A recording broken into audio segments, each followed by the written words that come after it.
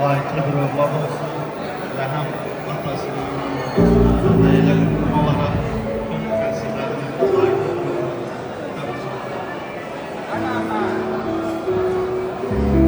Sabah akşamınız xeyir olsun. İlk öncə bütün qonaqları salamlayıram. Elçim əmin, ilk öncə gözünüz aydın olsun. Elmədin qardaş, gözün aydın olsun. İnşallah balanın böyük oyunu görəsən. Biz də böyük məmnuniyyətlə gələk iştirak edək. Bu gün necə ki, sevinərək Elçin mənim yanında, sənin yanında böyük oyunda inşallah oynamaq ümid edirəm. Təbrik edirəm balanı, Elmədin. Sağ olun kardeş. Ben de bir şeyi təqdimat edeyim ki, yani bu kollektif bu kadar balaca değil. Bəziləri gedirlər. Bizde maalesef 30 yarın işçimiz var.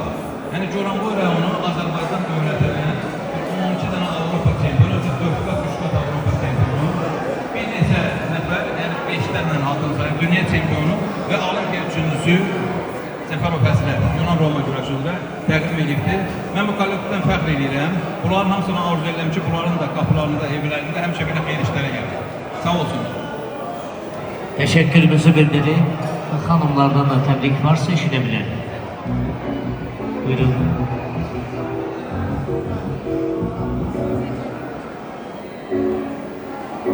Ben de bütün konukları tebrik ederim. İçinden gözünüz aydın olsun. İnşallah böyle. Teşekkürümüzü bildirin.